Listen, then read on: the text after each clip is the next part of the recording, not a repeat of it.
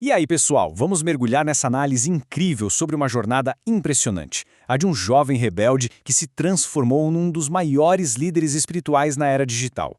A vida do Frei Gilson é uma daquelas viradas de chave totais, sabe? É uma história fascinante que consegue unir a tradição mais antiga da igreja com a tecnologia mais moderna, e o mais incrível é que tudo começa de um jeito super improvável. Para ter uma ideia da escala do que a gente está falando, pensem nesse número: 1 milhão. Mais de 1 milhão de pessoas conectadas ao mesmo tempo, no silêncio absoluto do início da manhã, pura e simplesmente para rezar. Não é um show, não tem foco no entretenimento, é oração pura alcançando uma magnitude completamente sem precedentes na internet de hoje. Parte 1. A juventude em Paraisópolis e as lutas iniciais. Tudo tem um início, né? E essa história se constrói a partir de um cenário bem comum, lá no meio daquela paisagem urbana densa e complexa de São Paulo.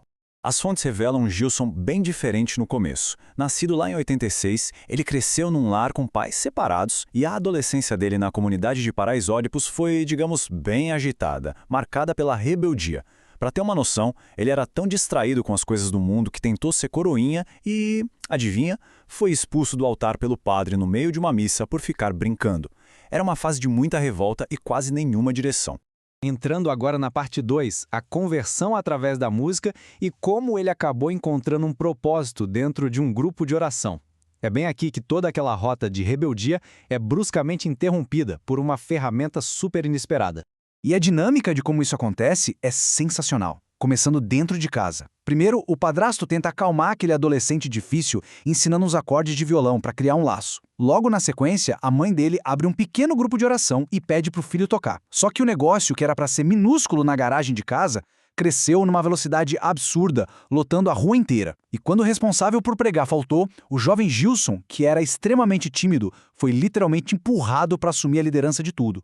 E essa frase ilustra de maneira brilhante o ponto de virada interno dele. Eu não podia cantar e não viver o que eu cantava. Imagina o peso disso na consciência. Foi a constatação clara de que a verdadeira liderança espiritual exige coerência absoluta. Não dava para ficar no microfone pedindo mudança de vida e, fora dali, continuar com atitudes que não condiziam com nada daquilo. A coerência falou muito mais alto.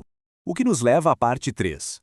A espiritualidade do Carmelo e a decisão de ingressar na Ordem dos Carmelitas Mensageiros do Espírito Santo. Essa mudança moral radical exigiu que ele abrisse mão de todas as seguranças do mundo. E olhando para essa linha do tempo, dá para ver que a consolidação do caminho levou tempo, não foi da noite para o dia. Aos 18 anos, em 2005, ele entra para o convento. Foram 8 longos anos de estudos pesados em filosofia e teologia até finalmente ser ordenado padre em 2013. Todos esses anos fazendo votos radicais de pobreza, castidade e obediência acabaram sendo a âncora invisível que daria suporte àquele alcance gigantesco que iria explodir na internet depois. É muito interessante notar como as fontes destacam uma dualidade belíssima na missão dele. De um lado, a gente tem o que chamam de o silêncio do monte, a contemplação, a oração escondida, a vida ascética. Mas do outro lado, temos o grito da pregação. Um entusiasmo carismático enorme e uma presença urgente e forte nas redes sociais. É a união perfeita entre o convento e a praça pública. Avançando para a parte 4, o Ministério Som do Monte, ou seja, teologia através da melodia. Vamos dar uma olhada nesse apostolado musical que o transformou de padre paroquial para uma voz de impacto nacional.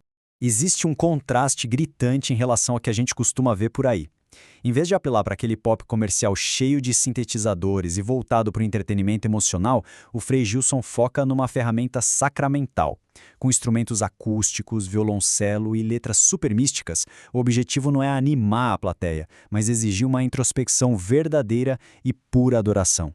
E a seriedade dessa proposta reflete perfeitamente no foco da discografia dele. Cada álbum atende a um propósito bem claro. Seja promover adoração, focar em cura e libertação, cobrar um discipulado radical ou impulsionar a devoção à Virgem Maria. A arte dele é milimetricamente calculada para conduzir à salvação, ao invés de só dar um confortozinho psicológico momentâneo. E chegamos na parte 5, talvez o aspecto mais surpreendente disso tudo, o Rosário da Madrugada. Aquele momento em que a tecnologia cruza de frente com um combate espiritual massivo. 4 horas da manhã. Sinceramente, Estabelecer um encontro diário às 4 da matina exige uma disciplina fora do normal. Acaba funcionando como um filtro, uma barreira de entrada deliberada. Acordar no frio e no escuro arranca a oração da zona de conforto e transforma num ato literal de sacrifício físico. Quem está ali tem que querer muito estar.